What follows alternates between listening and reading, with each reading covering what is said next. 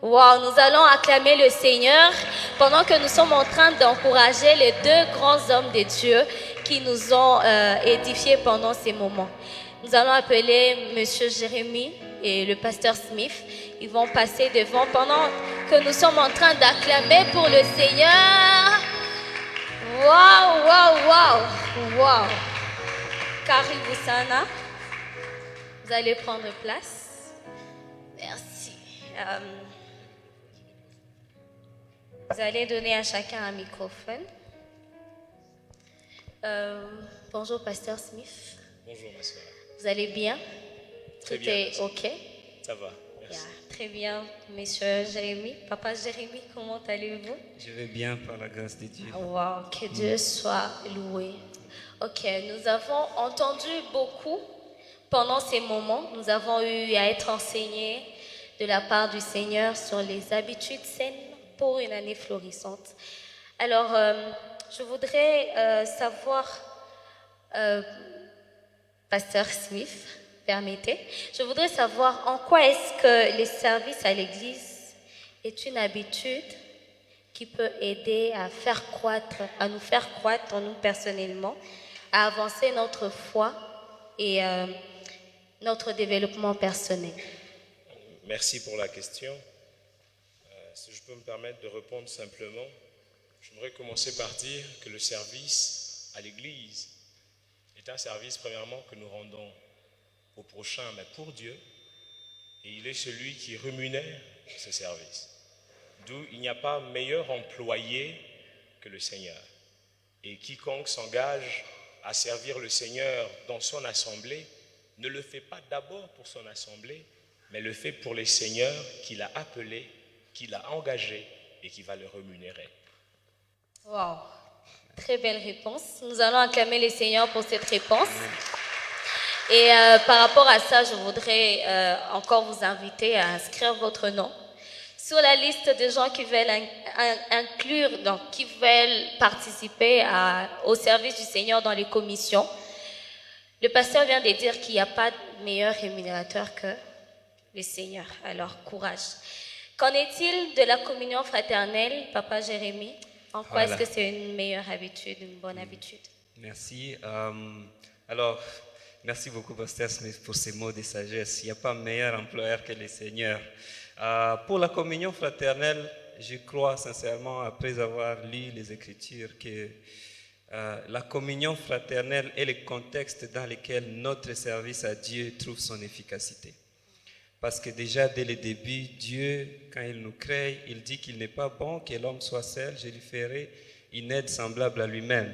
C'est vrai qu'on parle de ces versets rien que pour le mariage, mais je vois son contexte est plus grand, où Adam n'était pas vraiment capable de tout faire de lui-même, que Dieu a fait quoi? Il a créé une aide semblable. Et c'est dans cette communion, dans cette synergie entre les deux, que le travail pour lequel Dieu a appelé Adam trouve vraiment son efficacité et est bien fait.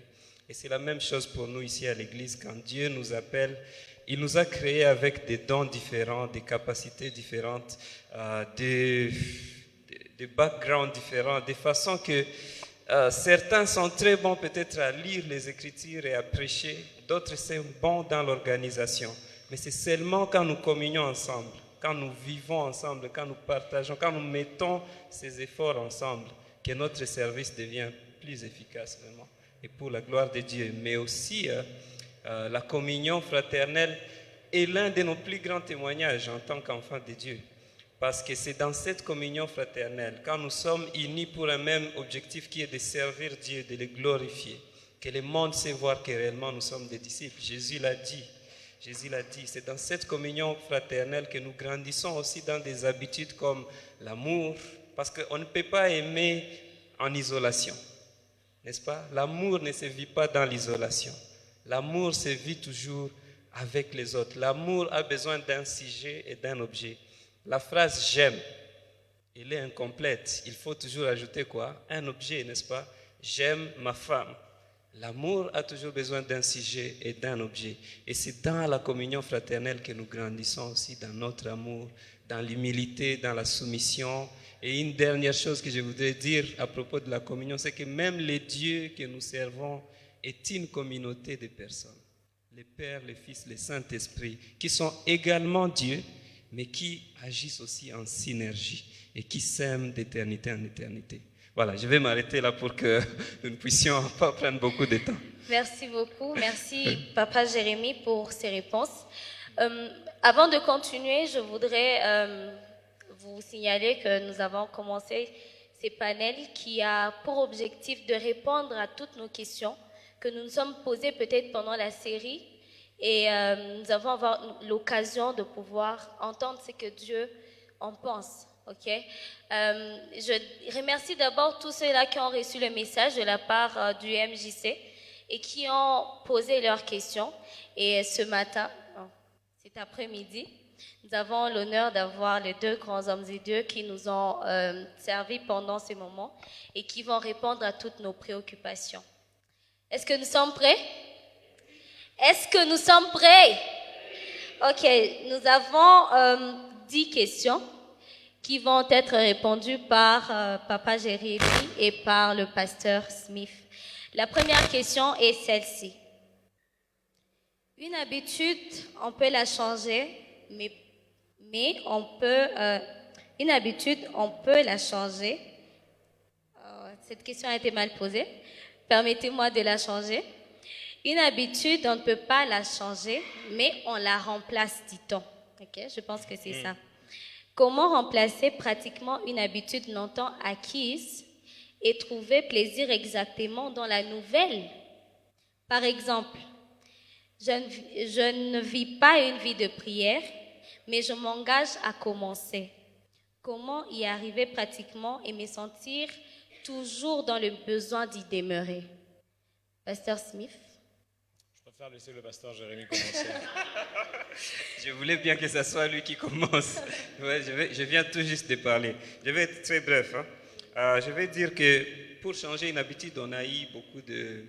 Enfin, pour adopter une nouvelle habitude, on a eu beaucoup des enseignements de la part du pasteur Smith qui l'a dit. Il a parlé d'une contrainte, n'est-ce pas? Que quand il y a une contrainte, nous sommes obligés de changer, si je peux dire, obligés. Et certaines contraintes peuvent être de nouvelles responsabilités. Ça peut être... En fait, la grâce de Dieu vient avec une responsabilité. Parce que si tu l'as expérimenté, ça veut dire que tu es responsable de marcher selon ce à quoi la grâce de Dieu t'appelle. Mais aussi pour aller plus dans des choses pratiques, il y a aussi la récompense.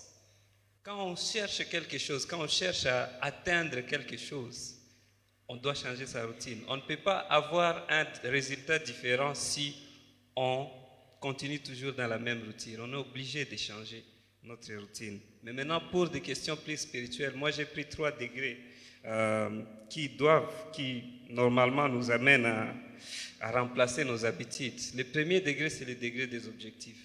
Quand on a des nouveaux objectifs, c'est ça ce que je suis en train de parler des récompenses. Quand on a des nouveaux objectifs, on change d'habitude. N'est-ce pas? Nouvelle contrainte, c'est un objectif aussi. Ça peut être le cas aujourd'hui, quelqu'un est célibataire, après il est marié. Il y a des choses qui changent. Certaines habitudes doivent changer pour que le mariage puisse marcher. Il y a aussi le degré d'une nouvelle identité. J'en avais parlé dans mon message, le deuxième message, que quand on a changé son identité, quand on n'est plus... c'est quoi en français encore? Quand on n'est plus... Averti. Oui, averti de qui on est, il y a des choses qu'on ne fait plus. Il y a des choses qu'on ne fait plus. Mais il y a un 3e degré dont je n'avais pas parlé, c'est le degré des affections. Des affections. Quand on aime quelque chose ou quelqu'un, on agit en fonction de cet amour-là.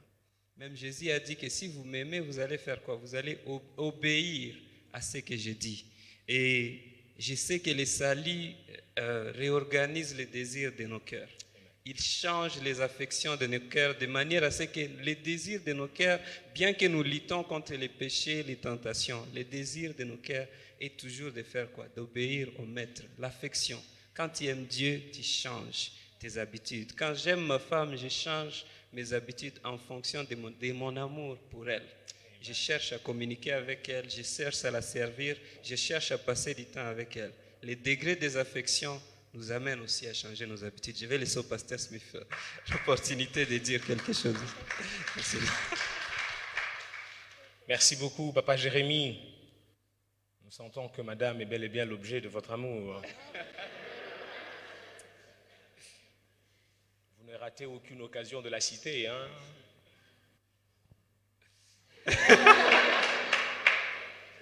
Alors, je suis parfaitement d'accord avec le pasteur, avec Papa Jérémie sur le 3 degrés. Et j'aimerais quand même ajouter une chose. L'apôtre Paul dit, ne vous y trompez pas, on ne se moque pas de Dieu. Ce que l'homme aura semé, il le moissonnera, premièrement. C'est comme il a dit, se mettre en tête de ce que nous devons attendre de cette nouvelle habitude. Une nouvelle habitude, une bonne comme une mauvaise habitude, est une sémence. Mais la question qui se pose, sommes-nous prêts à manger le fruit de l'habitude que l'on sème aujourd'hui? Si nous ne sommes pas prêts à s'aimer, à manger le fruit de la mauvaise habitude qu'on l'on sème aujourd'hui, alors nous trouverons dans cela une très bonne raison de la changer.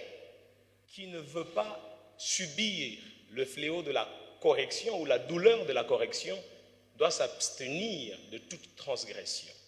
Je répète, qui ne veut pas manger le fruit de la correction doit s'abstenir de la transgression. C'est important. Mais aussi Paul dit encore, ne vous y trompez pas, les mauvaises compagnies corrompent les bonnes mœurs. Je suis d'accord avec le pasteur Jérémie, mais j'aimerais ajouter pour dire que l'environnement, ceux qui nous entourent, nous influencent tant dans le bon que dans le mal. S'il nous met en garde contre la mauvaise compagnie, il sous-entend que nous devons passer plus de temps avec cette compagnie qu'on estime bonne. Si je veux développer un amour profond pour de nouvelles habitudes, je dois m'entourer des gens ou de personnes qui aiment cette nouvelle habitude que je travaille à développer par la contrainte. Est-ce que quelqu'un me comprend? Quand je n'aime pas étudier, que je m'entoure des Chickson, je finirai par aimer les études, parce que je serai poussé par ce qu'on appelle l'émulation. Je voudrais faire comme eux, afin d'être accepté, même la question d'identité, et cela nous facilite un peu les choses. Le plus difficile dans la vie de prière, pour revenir à ce cas d'espèce, c'est qu'il est plus difficile de développer une vie de prière quand on est seul. Mais quand on travaille à développer une vie de prière affectée par ceux qui ont déjà cette vie de prière, le voyage devient plaisant. Pourquoi? Parce que quand on a l'impression de se fatiguer et de ne pas avancer, ceux qui ont une certaine expérience vous diront « tu n'es pas très loin, ça a toujours été comme ça, et courage ». Il est plus facile de d'écouter le conseil d'un homme qui est passé par là avant nous, parce que par son expérience, il nous exhorte, il nous encourage à continuer. Alors comment, de manière pratique, s'entourer des personnes qui peuvent nous influencer dans ce sens, mais aussi, ce serait une chimère que de penser que nous aimerons toujours les nouvelles habitudes. Nous n'aimerons pas toujours les nouvelles habitudes. Pour ceux qui ont déjà été sous l'effet de la drogue ou l'influence de la drogue, quand on veut aller en cure de désintox, on est zélé, on veut y aller, mais après que la cure est commencée, le souhait du drogué est de fuir, de partir de là. Mais le médecin aguerri sait qu'il va souffrir pendant un temps, après quoi il pourra nous remercier. Cela va de soi avec les bonnes habitudes qu'on veut développer. On ne peut pas changer, comme le disait le papa Jérémie, on ne peut pas changer une habitude acquise longtemps en très peu de temps. Il est important de s'accorder de la patience, car cela est salutaire. Merci. Merci beaucoup. Nous allons passer directement à la deuxième question. Comment vaincre pratiquement la force qui nous attire vers la mauvaise habitude? Qui va être le premier? Il a sauté dessus. Hein? Le pasteur Smith sera le premier. Bon, on peut commencer par vous, pasteur. Merci. Merci de trancher cette affaire. Parce que lui, il a fait ça, moi j'étais sur le point de faire ça. Alors, comment vaincre cette habitude? Moi, j'aime bien ce que la Bible dit. Christ dit, sans moi, vous ne pouvez rien faire. La question n'est pas ce que je dois faire pour vaincre, quelle est la force que je dois employer. Paul dit à Timothée, puise dans la grâce que nous avons en Jésus-Christ. Parfois, le plus difficile pour le chrétien, c'est de dire à Dieu, je m'abandonne à toi, aide-moi à sortir de cette habitude. Nous n'arrivons pas à expérimenter la fidélité de Dieu parce que nous ne l'invitons pas dans chaque cas d'espèce de notre vie. Nous pensons que Dieu n'est disponible que comme un quado. On ne va pas le voir quand on a une panne d'essence. Christ, lui, contrairement au quado, il n'a pas une spécialité en termes de domaine. Sinon, les cas impossibles. Oui. Alors, tout ce que nous pouvons faire, c'est puiser dans la force que nous avons en Jésus. Jésus lui-même dit, sans moi, vous ne pouvez rien faire. S'il faudrait que je vous donne un tas de principes pour vaincre, ce serait faux. Mais de manière pratique, comment vaincre? 1, identifions d'abord cette mauvaise habitude. 2, privons-nous de cette mauvaise habitude. Prenons un cas d'espèce encore, la pornographie, une mauvaise habitude. Ok? Comment vaincre la mauvaise habitude? Je prie, je jeûne, je cherche Dieu, je lis ma Bible, je m'entoure de bonnes personnes et après, tu fais ce que la Bible dit, tu fuis. Lorsqu'il y a pornographie à la télé, tu prends ta télécommande, tu éteins. Quelqu'un regarde ton voisin. Il a dit? J'ai dit tu éteins. Tu t'élèves. Lorsque ton téléphone devient pour toi une occasion de chute, si tu n'arrives pas à le dompter, tu l'offres et tu t'achètes une belle pierre noire. C'est ça, assujettir son corps. Amen. Je crois que je peux m'arrêter là. Oui, il a dit tout ce que j'avais écrit ici. Hein. Non. Ah oui, si je peux vous dire ce que j'ai dit, comment vaincre pratiquement la force qui nous attire vers la mauvaise habitude, je dois toujours nous rappeler que la victoire a déjà été remportée. Amen. Amen. Nous avons parlé, j'ai donné l'illustration dans mon deuxième message d'un film où il y avait une bataille qui se faisait à l'extérieur, mais il y avait aussi une bataille qui se faisait à l'intérieur. Et celle-là, Christ l'a déjà vaincu. Des fois, nous nous attaquons aux effets, mais pas à la source. Amen. Et nous croyons que la seule personne qui a vaincu les péchés et les mal, c'est Christ qui a été crucifié à la croix et qui a dit que tout est accompli. Amen. Amen. Et donc, comme le pasteur Smith l'a dit, le même Christ nous a dit que demeurez en moi et vous porterez quoi? Des fruits. Parce que sans lui, nous ne pouvons rien faire.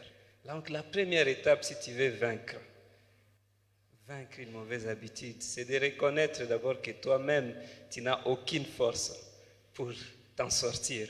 Et de reconnaître que seul le Christ, l'accepter comme Seigneur et Sauveur. Et après, il va te changer, il va te transformer. Et pratiquement, alors, comme le pasteur l'a dit, j'ai parlé des facteurs extérieurs. Les facteurs extérieurs, c'est la place. J'ai parlé du moment, j'ai parlé des personnes. Nous venons encore de le dire ici. Il y a toujours un endroit où on se retrouve et on sombre dans des mauvaises habitudes. Ça peut être sous la douche, ça peut être tard le soir au lit, ça peut être un moment où on se sent frustré. Et ça peut être quand on est entouré de mauvaises personnes, comme on vient encore de le dire ici. Et donc c'est là, parce que quand Christ entre dans ta vie, il change tes motivations. Tu cherches à l'honorer avant tout. Donc déjà la motivation, elle est là. Quand tu as reçu Christ, il change tes motivations. Et à partir de cette motivation de vouloir plaire à Christ, tu vas changer les places où tu vas. Et même les places qui étaient pour toi des places de défaite seront des places de victoire. J'ai un exemple, j'ai vécu avec, nous avons vécu seuls dans une maison, nous étions des célibataires. Et la douche, c'est un endroit vraiment où il y a beaucoup de tentations pour les garçons, soyons francs. Mais ce qui est arrivé, c'est que le matin, on attendait toujours, quand l'un d'entre nous est dans la douche, il amène son téléphone, il met une chanson de louange, et on l'attend, il est en train de se baigner, il est là, I surrender all, sous la douche. Pourquoi? Parce qu'il est en train de transformer cet endroit de défaite en quoi? En endroit de victoire. Il est en train de soumettre toutes les tentations auxquelles il fait face là-bas à Dieu. Ça peut aussi arriver pour le soir, ainsi de suite. Dormez tôt.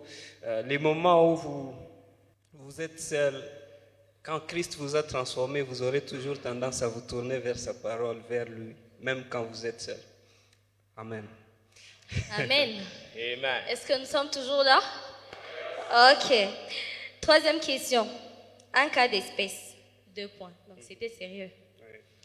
Je travaille dans une organisation et là, les gens ont l'habitude de détourner des fonds, c'est sûr, parce que le salaire ne permet pas de nouer les 2 bouts du mois.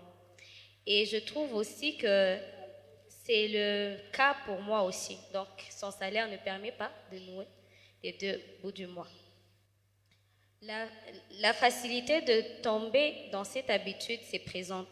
Comment arriver à ne pas se corrompre tout en sachant qu'on est dans le besoin et cela est déjà une habitude ancrée dans le fonctionnement du système? Qui va répondre en premier?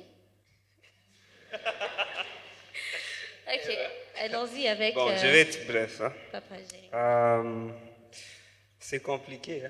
Nous sommes dans un contexte difficile, n'est-ce pas? Où, en général, beaucoup de nos institutions ne sont pas moralement, comment dire, blancs. Hein? Ouais. Mais il y a une chose dont on doit se rappeler quand il en vient au travail. La première chose, c'est que tous les boulots que nous avons, tous les boulots que nous cherchons ne sont que des ressources. Et Dieu doit toujours être notre ressource. Ça, c'est une première chose. Enfin, quand j'étais encore en train d'apprendre des choses sur la Bible, la formation pastorale, si on peut dire, l'un des premiers principes qu'on nous a appris, c'est de dépendre de Dieu. La dépendance de Dieu. Un chrétien, c'est quelqu'un qui sait déjà que je ne dépends pas que de mon travail. Ma première source de provision, de protection, de tout ce dont j'ai besoin, c'est qui? C'est Dieu. Ça, c'est une première chose. Le pasteur Smith a aussi parlé de quand on adopte de nouvelles habitudes, il faut nous préparer à souffrir. Il faut nous préparer à souffrir. Et je vais revenir là-dessus parce que quand on devient chrétien, on est appelé à faire des choix qui vont à l'encontre de toute la logique humaine, nature humaine. On ne comprend pas comment ce monsieur a pu quitter une aussi grande position. Pourquoi? C'est parce que quand tu fais l'expérience de Christ, tu vas chercher à l'honorer avant tout et de croire que Dieu est ta première source de provision. Et la Bible dit dans 2 Pierre, chapitre 1, je pense, je ne me rappelle plus du verset, que sa divine puissance nous a donné tout ce dont nous avons besoin pour la vie et la piété. Pour la vie et la piété. Pierre a fait cette distinction-là. Ça veut dire que non seulement Dieu nous donne tout ce dont nous avons besoin pour grandir dans notre sanctification, mais il nous donne aussi tout ce dont nous avons besoin. Pourquoi? Pour tous les autres besoins. Alors quand il vient au travail, moi j'ai toujours fait une prière. C'est une prière qui se trouve aussi dans la Bible, dans le psaume 90, le dernier verset où on dit « Seigneur, affermis le travail de nos mains ». Ça veut dire qu'avant de prendre n'importe quel boulot, je pose toujours la question à Dieu, est-ce que ce travail est réellement l'endroit où tu veux que je puisse aller? Est-ce que, en me retrouvant dans cet environnement, je ne vais pas me retrouver en train de compromettre mes valeurs chrétiennes? Seigneur, affermis le travail de mes mains. Si je trouve un travail, il faut que ce soit toi qui le pourvoies pour moi, parce que tu es ma source. Tu es ma source. Sa divine puissance nous donne tout ce dont nous avons besoin pour la vie et la piété. Les chrétiens devaient être les meilleurs entrepreneurs. Les meilleurs entrepreneurs.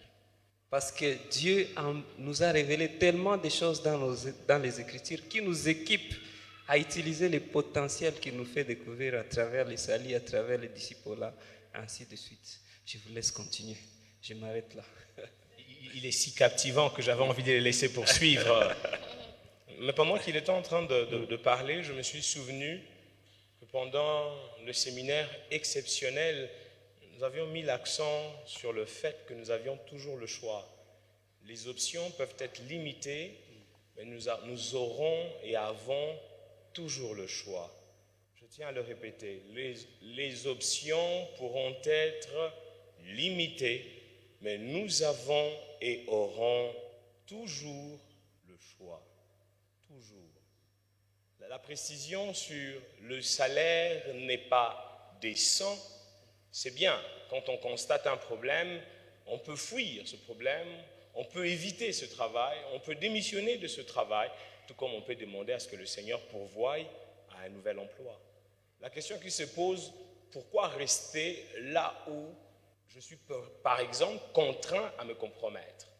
Et la Bible dit, en parlant de Daniel, qu'il résolut de ne pas se souiller. J'aimerais dire à ce frère ou à cette sœur, je vous exhorte à résoudre dans votre cœur de ne pas vous souiller, parce que vous avez le choix.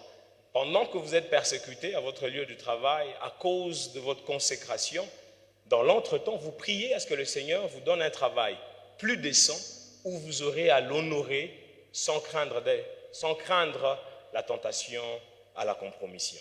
Mais aussi, j'aimerais ajouter que le fait d'être pasteur, gérant une église ou la comptabilité ne nous épargne pas de la tentation de la fraude.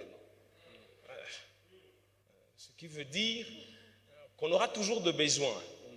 Alors, comptons sur les seigneurs, mais efforçons-nous de vivre à la limite de ce que le Seigneur nous permet d'avoir. À moins que votre foi ne vous dise le contraire. Si votre foi vous pousse à vivre au-delà de vos revenus, alors quand ça deviendra compliqué, vous ne direz pas que là où je travaille, il ne me donne pas suffisamment. Vous direz que le Dieu en qui j'ai cru me fait attendre le temps que la rémunération n'arrive. Parce que la Bible dit qu'il est le rémunérateur de ceux qui le cherchent. Amen. Et il prend soin de nous, n'est-ce pas?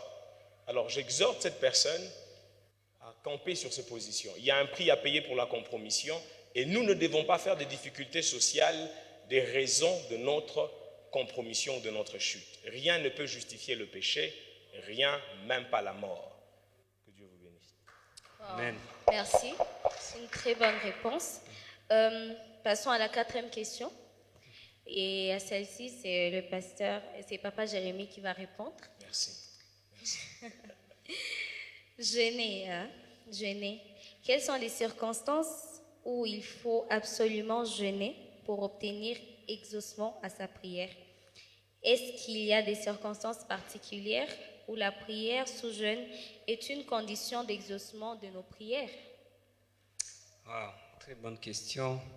Je pense qu'il y a un passage où Jésus envoie ses disciples chasser des démons, n'est-ce pas? J'ai un peu oublié. Vous allez me rappeler, enfin vous allez nous rappeler. Et ils sont revenus parce qu'ils avaient échoué. Il a dit que celui-ci a besoin de prières et de jeûnes. D'autres passages comme les Béatitudes où Jésus dit quand vous jeûnez, ça veut dire que lui, il sait qu'un disciple doit jeûner. Ce n'est pas quelque chose à laquelle on doit pousser quelqu'un qui se dit disciple, n'est-ce pas? Il dit, lorsque vous jeûnez, ne soyez pas comme les pharisiens qui ont un visage un peu comme ça, n'est-ce pas? Je suis en train de paraphraser. Ça veut dire que toute personne qui est disciple, il arrivera des moments où nous serons obligés de faire quoi? De jeûner. À un moment, on a demandé à Jésus, pourquoi tes disciples ne sont pas en train de jeûner comme c'est des gens? Et il a dit que, est-ce que l'époux, je pense, l'épouse, est-ce qu'elle va... L'ami de l'époux ne peut gêner pendant que l'époux est avec lui. Exactement, quand il est avec lui. Mais maintenant qu'il n'est pas là, comment nous voulons rester plus en communion avec lui? Le jeûne est parmi vraiment les choses efficaces qui nous connectent à Dieu d'une manière que nous ne le sommes pas d'habitude dans les prières habituelles. Il y a aussi des circonstances qui nous amènent à jeûner, prier avec jeûne. Et je vais vous donner quelques exemples bibliques. Dans 2 Chroniques chapitre 20, au verset 3, il y a le roi Josaphat qui est submergé par beaucoup d'ennemis, n'est-ce pas? Il est submergé par beaucoup d'ennemis et la Bible dit au verset 3 qu'il a appelé son peuple au jeûne afin qu'ensemble ils puissent faire quoi? Ils puissent chercher Dieu. Quand on se sent submergé, ce sont des moments où on est appelé à faire quoi? À prier plus que d'habitude, entre autres à jeûner. Il y a aussi dans Esdras chapitre 8 au verset 21. Là, c'est quand on veut entreprendre quelque chose de grand.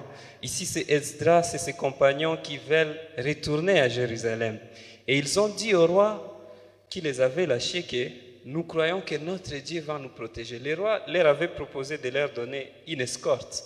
Mais eux, ils lui ont dit quoi? Nous croyons que notre Dieu va nous protéger. Si on peut projeter Esdras chapitre 8, les versets 21 à 23, j'aimerais qu'on les lise ensemble.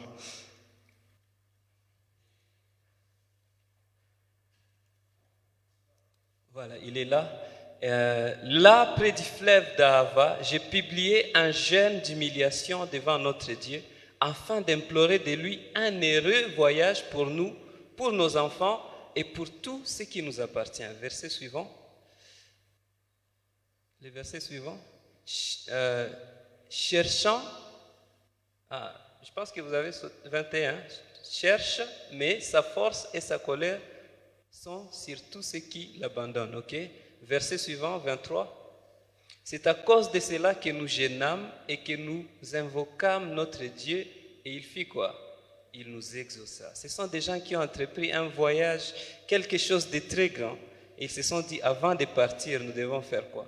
Nous devons nous humilier devant Dieu et gêner parce que le voyage est très long. Il y a d'autres circonstances dans Daniel, quand on a besoin d'une plus grande révélation de Dieu. Daniel chapitre 9, Daniel avait fait une prière sous jeûne. Pourquoi? Parce qu'il voulait avoir plus de clarté, quand il veut vraiment que Dieu lui parle, une plus grande connexion avec Dieu. Et il a jeûné, il a fait une prière sous jeûne. Dans ma vie, pratiquement, je peux vous dire de grands moments où j'ai prié avec jeûne. J'ai d'abord une habitude de jeûne. Chaque semaine, j'ai une journée de jeûne. Ma femme le sait. Il y a toujours un jour de jeûne dans ma routine hebdomadaire. Un jour de jeûne. J'ai beaucoup jeûné quand j'étais en train de prier à Dieu de me montrer qui sera mon épouse. C'est une très grande entreprise. Je ne sais pas vous dire combien de fois j'ai jeûné ou combien de mois. Amen. Parce que c'est une très grande décision. C'est la plus grande décision que vous prendrez après celle de recevoir Christ dans votre vie. Okay. Parce qu'il va influencer vos ambitions, votre ministère, ainsi de suite. Okay? Chaque début de l'année, c'est un nouveau voyage. Je prends le temps de jeûner. Même en tant qu'Église, nous avons adopté cela. Pourquoi? Parce que nous avons besoin de Dieu. Nous devons reconnaître notre dépendance totale à lui. C'est pour ça que nous délaissons certaines choses pour dire que c'est toi qui es notre force réellement. Je vous laisse continuer. Merci, Papa Jérémie. Oui, en tout cas, je suis parfaitement encore d'accord avec Papa Jérémie. Mais vous remarquerez avec moi que la plupart des textes où on parle du jeûne, il y a toujours un type de prière. Ok? Vous avez certainement fait l'école de la prière. On nous a parlé de la louange, l'adoration, les actions de grâce, l'intercession, les supplications et autres. Mais vous remarquerez que partout où il est question de jeûne, ce n'est pas généralement de prières d'action de grâce, ce n'est pas des prières de louange et d'adoration, ce soit des prières d'intercession ou de prières de supplication. Alors pour répondre à la question, y aurait-il des circonstances qui requièrent le jeûne d'abord dans la prière? Oui. Quand on tient à adresser des prières de supplication, la Bible nous encourage à associer le jeûne. Le jeûne est important quand il y a une question d'intercession, comme avec le cas de Jésus avec les apôtres, quand ils descendaient de la montagne de la transfiguration. C'était un cas de prière d'intercession. Vous remarquerez que pour certains cas, Christ dit, ces démons ne partent qu'avec le jeûne et la prière. Mais y a-t-il de cas d'espèce où il faut nécessairement, ne tombons pas dans le piège de la routine. Vous remarquerez que Christ dit, ce genre de démons. Quelque chose qui saute aux yeux, c'est que pour discerner la situation qui requiert le jeûne, il faut un discernement. Sans le discernement, nous nous mettrons à servir Dieu dans la routine et à utiliser les mêmes clés face aux mêmes serrures. Et pourtant, ce n'est pas toujours le cas. Est-ce que quelqu'un me comprend? Pour les prières de supplication, pour les prières d'intercession, oui, le jeûne est très recommandé. Mais pour quelles circonstances, dans quelles circonstances jeûner, il est important d'être attentif au Saint-Esprit. Mais quand on sent que c'est pour une prière de supplication, une prière de lamentation, une prière d'intercession, une prière où on veut parler à Dieu avec son cœur, le jeûne est recommandé. C'est un peu ça. Merci beaucoup, merci pour ces réponses. Il y a la 5e question qui dit la prière comme une habitude. La prière et le parler en langue. Qu'est-ce que la Bible en dit? Et quel appel vous lancez aux jeunes selon ce que la Bible dit? La prière et le parler en langue. Je vais commencer cette fois-ci par le pasteur Smith. Ensuite, ça sera le frère Jérémie. Que dit la Bible à propos du parler en langue et de la prière? J'aurais aimé voir le frère qui a posé cette question. Quand je parlais de cette question à mon épouse, elle m'a dit, je crois qu'il y a eu des gens qui n'étaient pas forcément de là, qui venaient de très loin, mais qui sont quand même venus. J'aurais aimé voir le frère et le recommander à la pastorale. Qu'est-ce que la Bible en dit? Je vais être franc avec vous, la question sur la prière et le parler en langue fait partie des questions complexes en termes d'interprétation des Écritures. Pour les pentecôtistes, le parler en langue est le signe initial du baptême dans le Saint-Esprit. Ok? Mais est-ce que le parler en langue a un impact réel sur la prière d'un homme? Pour le pentecôtiste, oui. Parce que le pentecôtiste est convaincu, selon que Paul le dit, que celui qui parle en langue, il s'édifie d'abord lui-même, et deux, il adresse des actions de grâce excellentes. Mais il arrive aussi qu'on ne maîtrise pas tout le contour de la matière. D'où nos frères baptistes ont émis le souhait d'être réservés sur la question du parler en langue, sans ignorer l'action de l'Esprit. Est-ce que je me fais comprendre? Sans ignorer l'action de l'Esprit, les frères baptistes sont réticents. Pourquoi? Parce qu'on estime que la Bible ne nous donne pas beaucoup d'éclaircissements sur la question. Mais pour le pentecôtiste, nous prenons le 2, 3, 4 versets qui ont été donnés et on repose là-dessus pour enseigner sur ces choses. Mais nos frères baptistes sont conscients de certaines vérités, mais préfèrent le temps d'étudier encore la question, faire preuve de réticence dans la prière, afin que le Seigneur nous donne à nous, soit aux uns comme aux autres, plus de précision et de clarté. Mais cela n'est pas une question qui affecte directement notre vie de prière. Est-ce que celui qui ne prie pas en langue prie moins bien que celui qui prie en langue? Pas forcément. Est-ce que celui qui prie en langue prie mieux que celui qui prie avec intelligence? Non. L'apôtre Paul présente la situation comme quoi, si cela dépendait de lui, afin d'édifier le frère, il prierait moins en langue. Ce qui veut dire que si je dois prier et que ma prière est une expression d'égocentrisme, cette prière est nulle aux yeux du Seigneur. Mais si dans ma prière, je me contente de prier en intelligence, dans l'espoir d'édifier mon frère, avec un cœur humble et sincère, alors oui, le Seigneur agrée cette prière et elle est aussi puissante que les pentecôtistes peuvent le dire au sujet de la prière dans le parler en langue.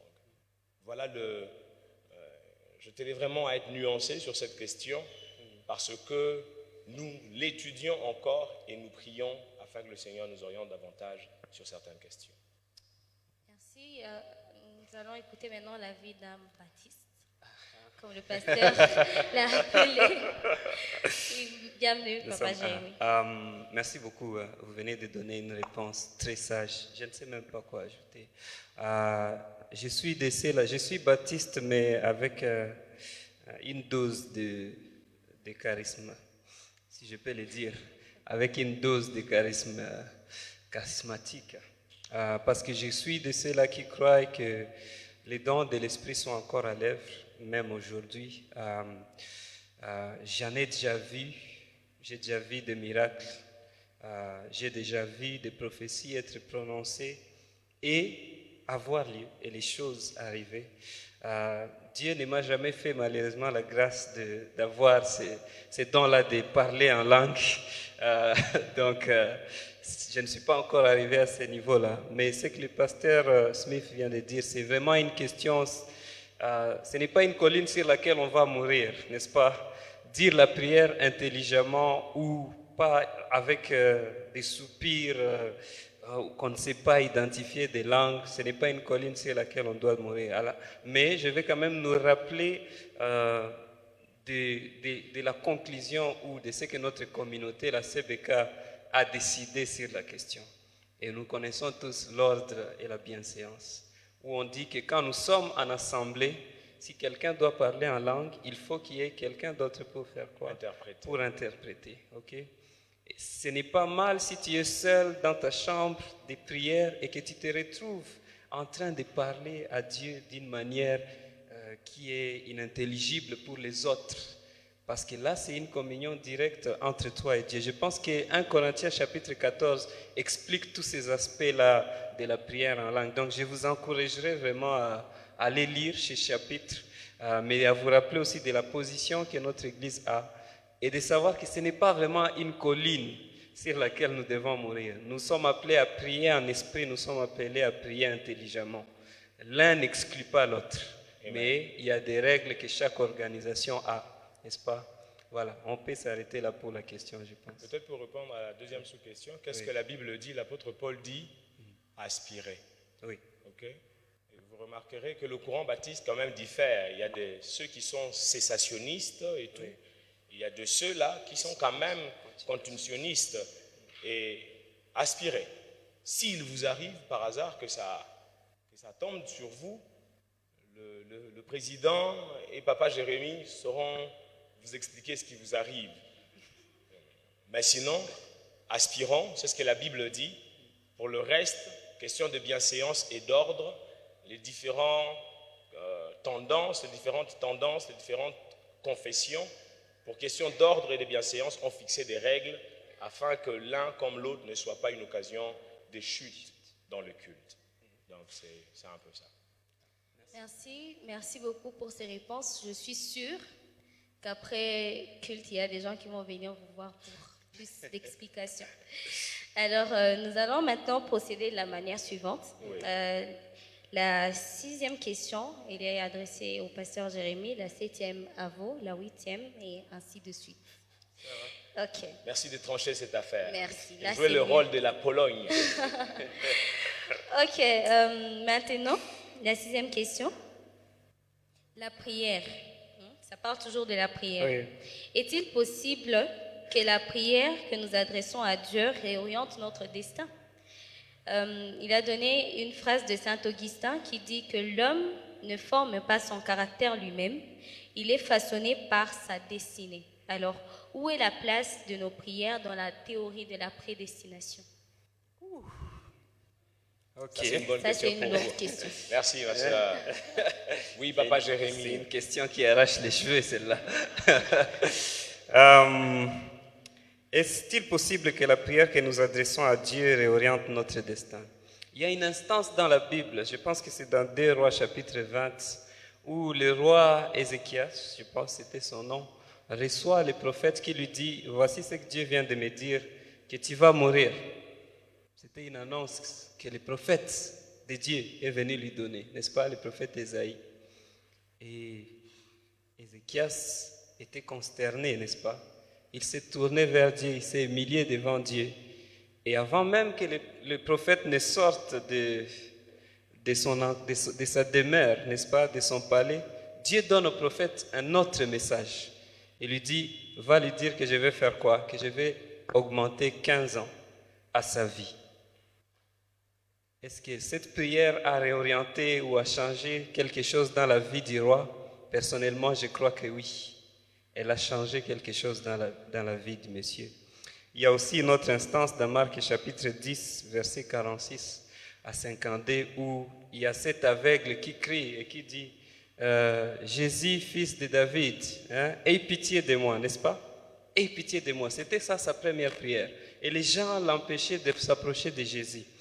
Et puis Jésus s'est retourné parce que le monsieur criait encore plus fort, n'est-ce pas?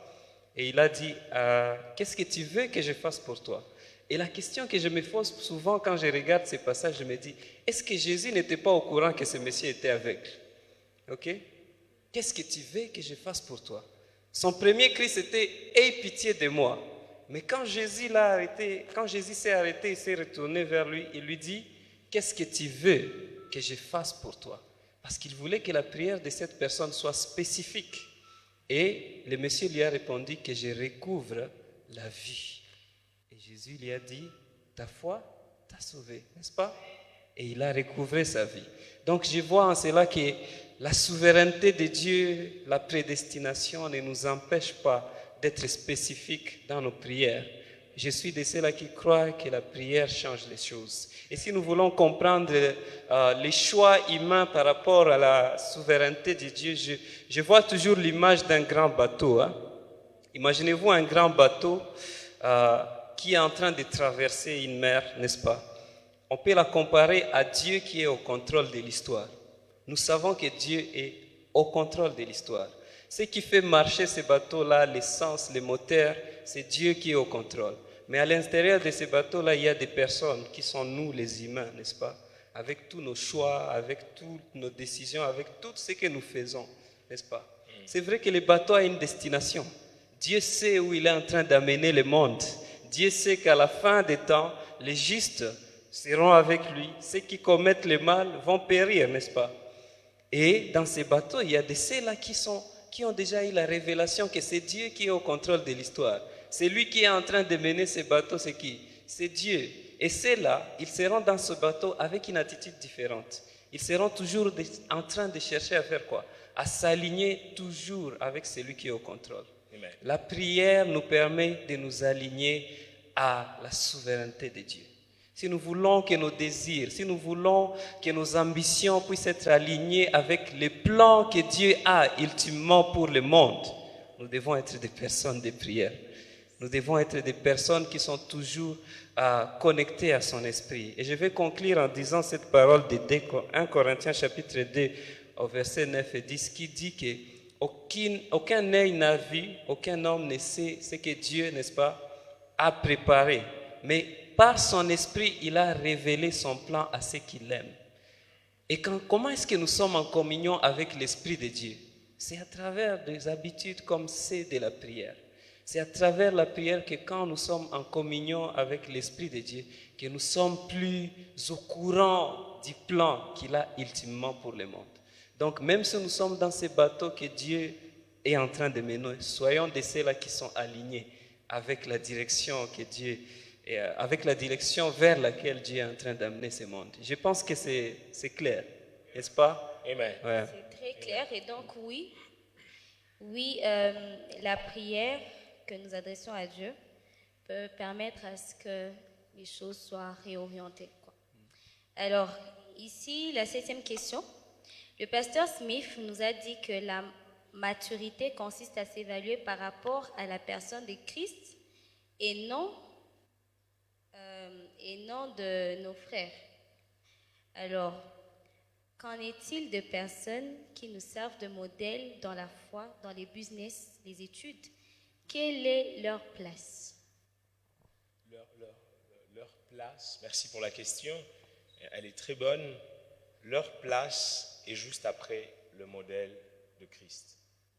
C'est là qu'est la place de ceux qui nous servent de modèle. Si ceux qui nous servent de modèle n'ont pas pour repère Christ, alors ce sont des très mauvais modèles. Je répète, si ceux qui nous servent de modèle n'ont pas Christ pour repère, alors c'est des mauvais modèles. Quelle est leur place? Leur place, c'est après Christ. Parce que Paul dit, je crois, dans 1 Corinthiens, le chapitre 11e, le verset 1er, il dit « Soyez mes imitateurs, comme je le suis », ce qui veut dire que s'il n'est pas imitateur de Christ, il n'est pas digne d'être mon modèle, quel que soit le domaine de sa vocation. Que ce soit dans le business, si les valeurs qu'il prône ne sont pas les valeurs que Christ a enseignées, ce n'est pas mon modèle. Parce que vous vous rendrez compte qu'il a réussi grâce à la ruse, à la malignité, au mensonge et au meurtre. En quoi est-ce qu'il est pour nous un modèle si Christ n'est pas sa référence? Alors quelle est leur place? Leur place, c'est après Christ. Je ne suis un modèle pour le fidèle que dans la mesure où les fidèles voient Christ en moi, pas le pasteur Smith. Christ en moi doit servir, ma vie doit être une extension de la vie de Christ au milieu de frères. Je répète, ma vie doit être une extension de la vie de Christ au milieu de mes frères sur la terre. Je crois que c'est un peu Merci plus beaucoup, plausible. c'est vraiment une réponse claire et précise. Alors, nous allons passer à la 8e question, adressée au pasteur et à Papa Jérémie.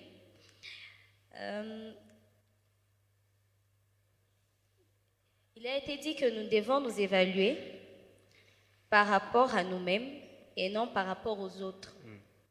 Comment faire une auto-évaluation et quels en sont les préalables? Wow. Quels en sont les préalables? Les préalables d'une évaluation. Les préalables d'une évaluation, c'est les choses auxquelles on est appelé, n'est-ce pas? Les objectifs qu'on veut atteindre, les personnes qu'on veut devenir, ce sont les préalables. Moi, par rapport à cette image de moi que je me suis mise, enfin que je me suis proposée, où est-ce que j'en suis? Quelle est la distance entre les Jérémie que je vais devenir dans 5 ans et celui d'aujourd'hui? Ça, c'est un préalable.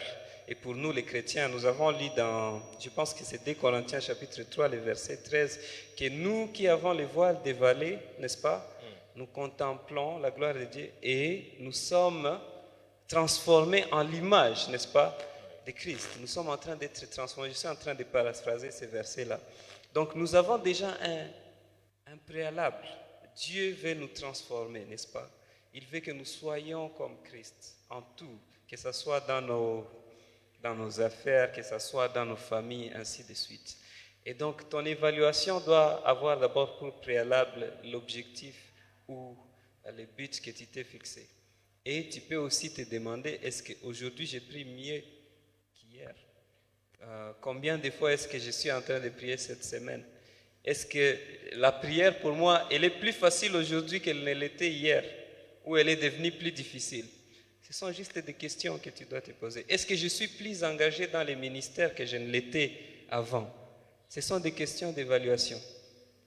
Depuis qu'on fait des appels ici, il y a des personnes qui les entendent et ça passe, n'est-ce pas? C'est comme de l'eau qu'on verse sur la roche, ça passe, elle sèche, c'est tout. Mais il y a d'autres qui agissent en rapport de ces appels, où on vous dit impliquez-vous dans les ministères et on envoie des frères et des sœurs qui deviennent plus actifs et rejoignent ces ministères, les médias, ainsi de suite. Et je suis sûr que la personne qu'elles vont devenir en étant plus impliquées ne sera pas la même qu'elles sont en étant seulement des gens qui viennent à l'église le dimanche et s'assoient sans rien faire. Donc ce sont des choses, il faut s'évaluer par rapport aux objectifs qu'on s'est fixés en tant que chrétiens, que nous voulons être des personnes qui lisent la parole, des personnes de prière, des personnes qui sont impliquées dans la vie du corps. C'est maintenant à nous de nous poser la question, est-ce qu'aujourd'hui je lis plus la parole que je ne la lisais avant? Est-ce que je connais les Saintes Écritures mieux que je ne les connaissais il y a 5 ans, il y a 4 ans, il y a 3 ans? C'est à vous de voir. Est-ce que... il y a quoi encore? J'ai parlé de la prière. Est-ce que j'ai prié plus régulièrement que je ne le faisais avant? Vous savez, on nous a même appris à prier en marchant. Parce qu'il est fort possible que tu arrives à un tel degré que tu es habitué à prier, que ton esprit se synchronise directement avec l'esprit de Christ, même quand tu marches. Que quand tu marches, tu dis, Seigneur, prends ta place. Même quand je suis en train d'aller ici, précède-moi. Pourquoi? Parce que ça vient avec cette habitude-là de commencer, de continuer, et tu arrives à un tel niveau où ça devient un réflexe automatique. Donc c'est à vous de vous comparer. Est-ce que j'ai pris 2 fois par jour depuis que j'ai commencé à suivre ces enseignements? Est-ce que j'ai pris 1 fois? Ou est-ce que j'ai déjà amélioré et j'ai pris tous les jours, régulièrement, pas seulement les dimanches quand nous sommes avec les frères? Est-ce que je lis la parole? Est-ce que je la connais aujourd'hui mieux que je ne la connaissais hier? Est-ce que je suis plus impliqué dans la vie du corps ou je suis toujours la personne qui vient s'asseoir le dimanche et rentre sans même dire bonjour à 1 ou 2 frères? Parce que même dire bonjour, c'est une façon de se connecter aux autres membres. C'est une façon de renforcer notre communion fraternelle. Je vais m'arrêter là. Merci beaucoup, Papa Jérémie. Je me tourne vers vous, pasteur. Pratiquement, quelles sont les habitudes auxquelles nous devons mettre une certaine attention pour pouvoir progresser? Quelles sont ces habitudes saines dont vous parliez? Quelles sont les habitudes saines? J'aimerais être encore sincère et dire que premièrement, tout dépend de Bon, dans un cadre général, je nous encourage à mettre en pratique tout ce que la parole enseigne. Tout ce que la Bible recommande est une habitude saine. Je répète, tout ce que la Bible nous recommande de faire est une habitude saine que nous sommes appelés à développer. Mais dans un cas plus spécifique, il est important de connaître quel est l'idéal de Dieu pour notre vie en cette année. Lorsque vous connaissez les attentes de Dieu à votre égard, pour une année ou pour un temps ou pour une période, vous demandez à Dieu, effectivement, de vous révéler ces choses. J'aimerais être plus clair.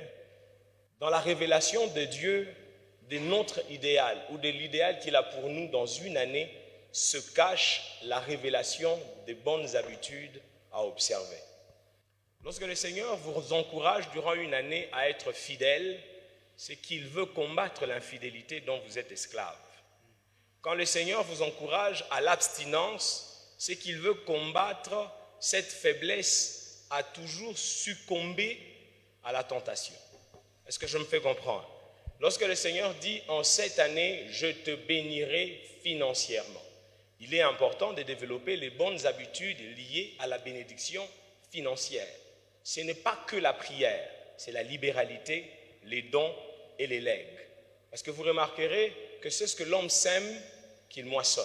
Vous sémez la libéralité, la Bible dit que vous moissonnerez en abondance. C'est très clair. Proverbe dit, ceux qui donnent avec libéralité s'enrichissent. On n'a pas dit ceux qui prient abondamment. On a dit ceux qui donnent avec libéralité s'enrichissent. Quand le Seigneur vous encourage à une année florissante, il est important pour nous, à la lumière de ce que la Bible enseigne, de découvrir les principes qui peuvent nous permettre de vivre une année florissante. Dans la communion fraternelle, la clé est mise sur l'importance des connexions.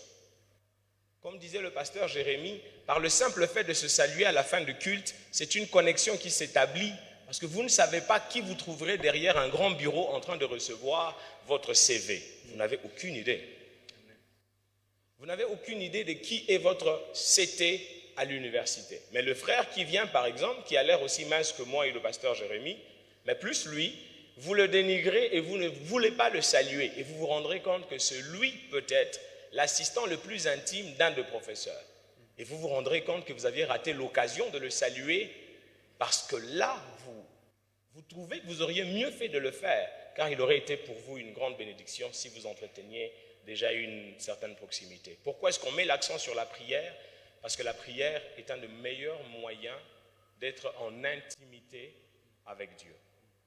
Si et seulement si nous développons l'écoute, le discernement et l'obéissance à la voix de Dieu, il nous est impossible de connaître le chèque selon la définition du dictionnaire du Seigneur. Est-ce que je me fais comprendre?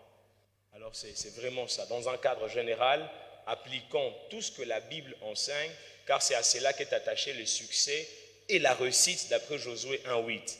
Mais dans un cadre spécifique, le Seigneur aussi donne des directives et des orientations précises. Merci beaucoup, pasteur. Voici la dernière question, enfin. Je prie et je dis, Seigneur, que cet aveugle voie. Et le Seigneur me dit, il va voir. Maintenant, après, dois-je continuer à prier? Le Seigneur m'a déjà dit qu'il va voir.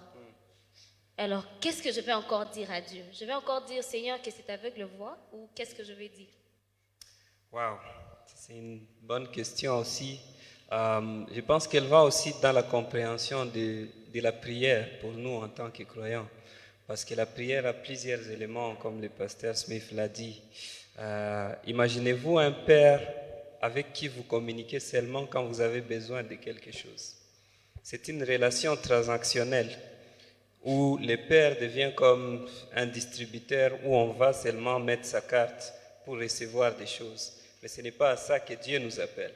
Parce que la prière n'est pas seulement pour présenter nos requêtes. La prière a des aspects de reconnaissance pour ce que Dieu a fait. La prière que tu pourrais faire après avoir eu confirmation que l'aveugle va voir, c'est de dire merci Seigneur parce que cet aveugle va voir. Il y a l'aspect de la reconnaissance. La prière a l'aspect de la repentance où on vient devant Dieu pour dire Seigneur, en tout cas je reconnais que ici je n'ai pas marché selon tes voies, tes décrets. Donc la prière a beaucoup d'éléments qu'on ne peut pas la limiter rien qu'aux demandes où on se dit ok, j'ai pris seulement pour que Dieu fasse ça et après qu'est-ce que je vais dire? La prière c'est un fil, c'est une conversation que nous avons avec Dieu. J'étais en train de lire au début de cette année un livre sur, on appelle ça développer une vie intérieure. Et l'auteur de ce livre parlait du fait que même dans la prière, on peut avoir des moments de silence pour écouter ce que Dieu veut nous dire. Parce que la prière est une conversation. La prière n'est pas seulement nous venir et présenter une liste et dire Dieu, je veux ça, ça, ça, ça, ça. Dieu n'est pas comme ça. Dieu est relationnel et pas transactionnel. Il faut d'abord que nous soyons en communion avec lui, que nous connaissons quel est son plan, quelles sont les choses auxquelles il nous appelle pour maintenant aligner, demander tout ce que nous voulons et il va nous l'accorder. C'est ce que la Bible dit, n'est-ce pas? Et donc, je dis que les éléments essentiels de la prière, ils sont même dans la prière que Christ nous a donnée en Matthieu chapitre 6. Il y a la révérence, ça veut dire louer Dieu. Il y a des prières de louange où on dit Seigneur, tu es grand, tu es bon, nous reconnaissons ta grandeur, nous reconnaissons combien nous sommes petits face à une telle grandeur. Il y a la reconnaissance pour ce que Dieu a fait, ce qu'il continue à faire et ce qu'il va faire. C'est un autre grand élément de la prière. Il y a la repentance où nous reconnaissons que Dieu, nous avons toujours besoin de ta grâce. Aide-nous à nous tourner toujours vers toi parce qu'il y a des éléments de notre vie que nous voulons encore une fois te soumettre. Il y a des habitudes que nous voulons encore une fois lâcher. Ce n'est pas, tant que nous sommes dans ce monde, nous aurons toujours des choses pour lesquelles nous devons nous repentir. Et nos prières, est-ce qu'elles contiennent ces éléments-là? Il y a la requête maintenant où Dieu nous donne aussi cette permission de dire donne-nous notre pain quotidien. Donc la prière a beaucoup d'éléments et nous ne devons pas seulement la limiter à une transaction. C'est vraiment une conversation où tu viens devant ton Père et tu lui dis tout ce qui est sur ton cœur. Et tu reconnais aussi que c'est mon Père et je le respecte et le révère comme un Père. Amen. Voilà. Merci beaucoup. Nous allons acclamer le Seigneur pour tout ce qui a été dit. Si je peux ajouter. Très fort et très fort encore. Oui, je peux. Oui, allez-y. vous pouvez. Donc, en attendant la réponse, depuis que Dieu a confirmé que l'aveugle sera guéri, jusqu'au moment où il va être guéri, qu'est-ce qu'on doit dire à Dieu à propos de cette situation? Merci beaucoup. Pardon-moi de vous avoir interrompu. Vous étiez en train de nous éveiller, vous étiez en train de clôturer Oui, il l'instant. semblerait qu'il y a des gens qui dormaient Non, déjà. est-ce qu'on peut acclamer le Seigneur, s'il vous plaît? Est-ce que nous pouvons nous lever et acclamer celui qui vit à jamais? Regarde ton voisin et dis-lui, développe de saines habitudes, car à cela est attachée une grande récompense. Est-ce que tu peux acclamer pendant ce temps tu parles à ton voisin? Dis à ton voisin, développons de saines habitudes, car à cela est attaché de très grandes récompenses. Est-ce que je parle à une jeunesse ou je parle à un culte de vieux? Si c'est à la jeunesse que je parle, acclame le Seigneur et pousse de cris de joie. Car s'il a décidé de nous parler de ces choses, c'est parce qu'il s'est décidé de nous faire du bien et de nous amener à moissonner le fruit ou les résultats des semences que nous avons jetées il y a des années. Si les saints sont avec moi, vous direz 3 fois Amen. Amen. Amen. Amen. Est-ce qu'on peut acclamer très fort le Seigneur pendant qu'on reprend nos places? Alléluia. Non, mais vous êtes meilleur que moi, il fallait que ce soit vous. Non, ma soeur. Non, ma soeur. Je crois que nous sommes juste complémentaires. Vous avez initié la chose et je l'ai exécutée avec vous. Amen. Je tiens à bénir le Seigneur pour la présence de mon épouse. Je ne pensais pas qu'elle pouvait être là. Mais depuis qu'elle est là, j'ai comme un courant d'air frais qui coule derrière mon oreille. Permettez-moi de le dire. Il a fait, lui, hein? Vous n'avez rien dit. Permettez-moi de dire aussi merci à mon épouse qui est là. Hilary n'a pas pu venir aujourd'hui. Elle était occupée à faire la sieste. C'est une responsabilité lourde de sa part. Siester à une heure précise requiert beaucoup de discipline. Que Dieu bénisse Hilary pour sa discipline et cette bonne habitude. Ça commence tôt, papa. Alors, pour répondre à cette question, je suis encore une fois de plus d'accord avec le pasteur Jérémie. Il m'a béni énormément. La prochaine fois, je viendrai exclusivement pour vous écouter. Il y a beaucoup à écrire. Et l'assemblée est formidable, mon Dieu. Mon Dieu, vous êtes spontané. On rencontre l'impression que vous étiez en train de dormir. À peine on dit acclamer, vous vous acclamez. Que Dieu vous garde aussi spirituel. J'aime bien ce que Christ dit à Pierre. Dans Matthieu 16, il dit à Pierre, tu es Pierre et sur cette pierre je bâtirai mon église. Et il va plus loin, il dit, je te donnerai le clé du royaume. Promesse. Il lui révèle carrément la destinée de Pierre, n'est-ce pas? Mais Christ savait que le même Pierre allait le renier. Quand il prie dans Jean 17, il prie pour tous ses disciples et il prie pour leur unité. Notez que Judas aussi était là. Il a prié pour l'unité des disciples et Judas était là. Christ savait qu'un homme allait se soustraire de ce groupe. Et il savait que Pierre allait le trahir. Or, à ce même Pierre, il dit, je te donnerai le clé du royaume. Christ savait que c'est ce qui allait arriver. Mais ce que j'aime, c'est que dans Matthieu, je crois le chapitre 25, Christ dit à Pierre, il annonce aux disciples que je veux mourir et tout, je serai livré. Pierre se lève et dit à Christ, même si tous te quittent, moi, je resterai. Nzunzu. Le docteur Rémi aime bien dire, il était sincère, mais sincèrement faux. Parce que lorsque la tentation est arrivée, nous connaissons tous comment il a réagi. Pas une fois, pas 2 fois, mais 3 fois. Là n'est pas le problème. Le problème est lorsque Christ dit. Christ commence par les censurer en disant, tu vas me trahir, Pierre, laisse tomber. Mais Christ savait que le poids de la culpabilité pèse à tel enseigne que Pierre peut se perdre. Qu'est-ce que Christ dit? Le diable te réclame pour te cribler comme du froment, mais moi, je priais pour toi. L'intrigue, c'est que le sujet de la prière de Christ n'est pas que Pierre échappe à la tentation, n'est pas que Pierre ne tombe pas, mais que sa foi ne défaille pas, même quand il tomberait. Le plus difficile quand on a la confirmation d'un exaucement, c'est de vivre dans l'attitude de la foi que cet exaucement arrivera. Parce que Christ dit, je crois dans Marc 11, 20 à 21, il dit tout ce que vous demanderez en priant. Si vous croyez que vous l'avez reçu, sans douter dans votre cœur, vous le verrez s'accomplir. On reçoit l'exaucement par la foi, mais l'on possède les promesses par la persévérance.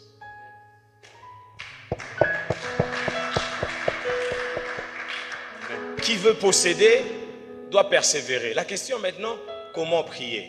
Prie pour ta foi. Car il faut que celui qui s'approche de Dieu croit qu'il existe et qu'il est le rémunérateur de ceux qui le cherchent. Or, quand on cherche, ce qui veut dire que c'est toute une habitude, c'est un exercice qui n'est pas facile.